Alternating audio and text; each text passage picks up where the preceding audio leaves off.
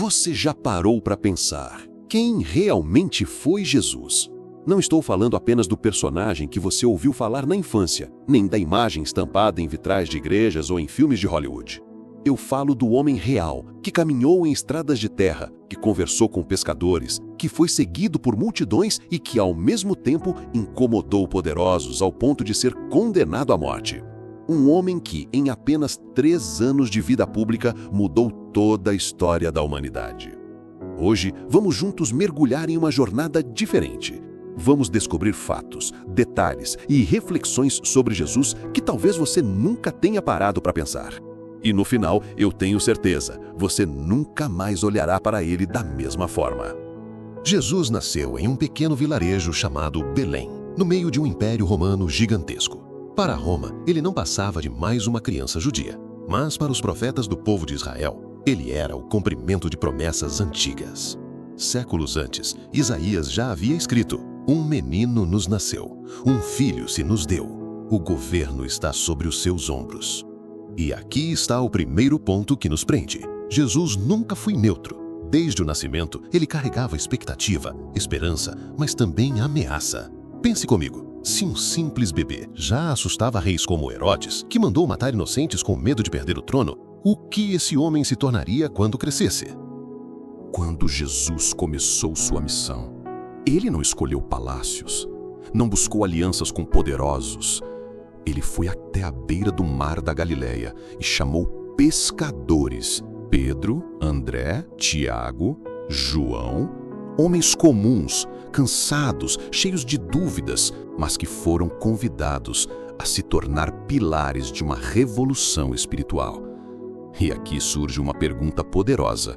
Se Jesus estivesse caminhando hoje pela sua cidade, quem ele chamaria? Seriam políticos, celebridades ou pessoas comuns, como eu e você?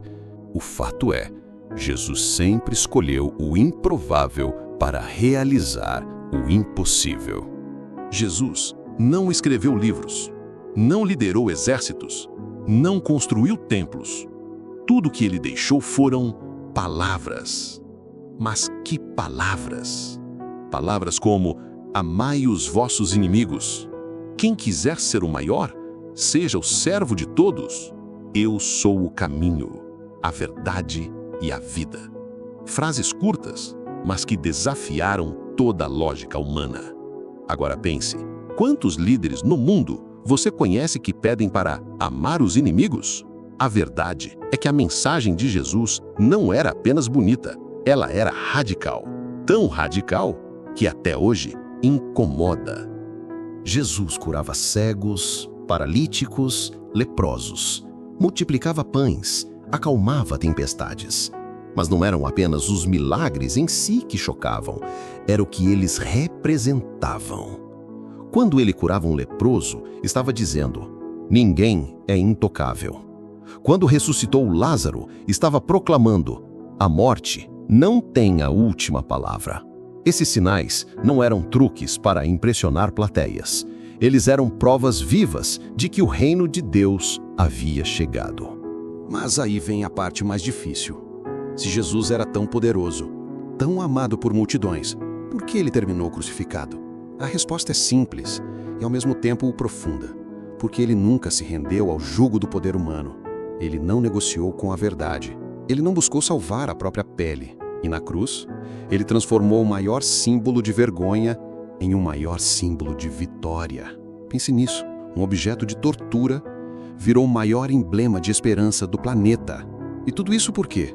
Porque na cruz, Jesus mostrou o amor na sua forma mais extrema, dar a vida pelos outros. Aqui está o ponto central da fé cristã. Se Jesus tivesse apenas morrido, ele seria lembrado como mais um mártir da história. Mas o túmulo vazio mudou tudo. A ressurreição não foi só um milagre, foi uma declaração. A morte perdeu. E é aqui que milhões de pessoas, ao longo dos séculos, encontraram coragem para enfrentar perseguições, dificuldades e até a própria morte, porque acreditaram que a vida não acaba no fim. A vida de Jesus não é apenas uma história para ser contada. É um convite para ser vivido. Ele não pede seguidores perfeitos, Ele chama pessoas comuns, com falhas, mas dispostas a dar um passo de fé. E talvez a pergunta mais importante deste vídeo seja: se Jesus chamasse o seu nome hoje, você estaria disposto a segui-lo?